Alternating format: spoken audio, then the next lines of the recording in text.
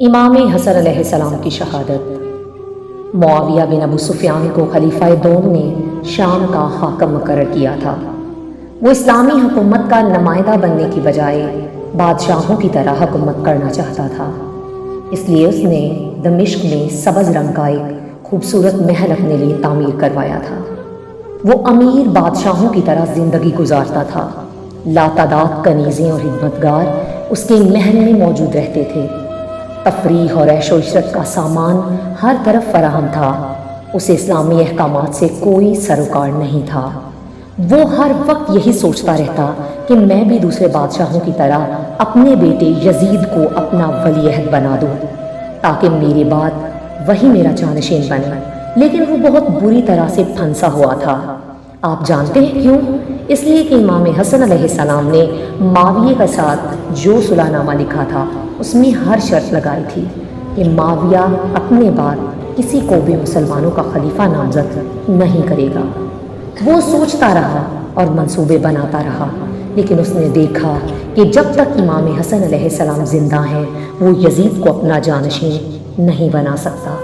اس لیے اس نے فیصلہ کیا کہ جس طرح بھی ممکن ہو امام علیہ السلام کو راستے سے ہٹا دیا جائے تاکہ پھر وہ اپنی مرضی سے اپنے بیٹے یزید کو جانشین بنا سکے۔ امام حسن علیہ السلام مدینہ میں رہتے تھے، جہاں آپ کے نانا یعنی پیغمبر اسلام کے بہت سے اصحاب بھی موجود تھے۔ اس لیے معاویہ بن ابی سفیان امام حسن علیہ السلام کو شہید کرنے کے لیے لشکر نہیں بھیج سکتا تھا۔ چنانچہ اس نے فیصلہ کیا کہ امام حسن علیہ السلام کو اس طرح سے شہید کر دے کہ کسی کو معلوم نہ ہو سکے اور کوئی سمجھ نہ سکے کہ میں نے اسے قتل کرایا ہے۔ اس مقصد کے لیے معاویہ نے امام علیہ السلام کی زوجہ جادہ بنت اشس کی مدد لینے کا فیصلہ کیا تاکہ وہ امام کو قتل کرنے میں اس کی مدد کرے۔ چنانچہ معاویہ نے ایک چالاک شخص کو بہت زیادہ پیسہ اور سونا چاندی دے کر کہا، تم خفیہ طور پر جادہ بنت اشس کے پاس جاؤ اور اس سے کہنا کہ یہ چیزیں معاویہ نے بھیجی ہیں، اگر ہو سکے تو اپنے شوہر حسن علیہ السلام کو قتل کر دو، اور اس کے انعام میں معاویہ یزید سے تمہاری شادی کر دے گا اور تمہیں اپنی بہو بنا لے گا۔ یزید خلیفہ کا بیٹا اور اس کا جانشین ہے، اس لیے تم مسلمانوں کو خلیفہ کی بیوی بن جاؤ گی۔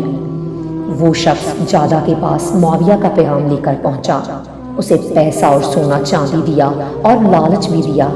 بات چیت اور وعدے وعید کے بعد جادہ اس کی باتوں میں آ گئی اور پوچھنے لگی، میں انہیں کس طرح قتل کروں گی؟ نعوذ باللہ۔ تم اس کی فکر نہ کرو، قاسب نے شیطانی لہجے میں کہا، پھر اپنی جیب سے ایک چھوٹی سی ڈبیا نکال کر جادہ کو دیتے ہوئے کہا، یہ زہر ہے اور یہ بہت ہی طاقتور زہر ہے، موقع دیکھ کر اپنے شوہر کو کھلا دینا، لیکن ہوشیاری سے کام لینا، کہیں حسن ابن علی کو پتہ نہ چل جائے۔ جادہ نے زہر لے لیا اور سازش پر عمل کرنے کا وعدہ کر لیا۔ وہ مستقبل کے خلیفہ کی بیوی بننے کا سن کر بہت خوش تھی۔ جادہ کچھ عرصہ تک ترکیبیں سوچتی رہی۔ وہ مناسب وقت کے انتظار میں تھی۔ محرم الحرام کا مہینہ تھا اور امام نے روزہ رکھا ہوا تھا۔ جب امام علیہ السلام روزہ افطار کرنے بیٹھے تو پانی طلب فرمایا۔ جادہ نے دودھ کے پیالے میں زہر ملا کر رکھا ہوا تھا، وہی پیالہ اس نے امام علیہ السلام کی خدمت میں پیش کیا۔ امام علیہ السلام نے جیسے ہی زہر آلود دودھ پیا، فوراً ہی زہر امام علیہ السلام کے بدن میں سرایت کر گیا۔ امام حسن علیہ السلام نے جیسے ہی زہر کے اثر کو محسوس کیا تو فوراً فرمایا، اے خدا اور رسول کی دشمن، تو نے مجھے قتل کیا، خدا تجھے قتل کرے۔ اے جادہ، خدا کی قسم تم اور معاویہ دونوں ذلیل و رسوا ہوں گے۔ زہر کے اثر سے امام علیہ السلام کی بیماری بڑھتی گئی، یہاں تک کہ 28 صفر 50 ہجری کے دن امام علیہ السلام کی بیماری شدت اختیار کر گئی۔ امام علیہ السلام نے اپنے بھائی حسین علیہ السلام کو اپنے قریب بلایا۔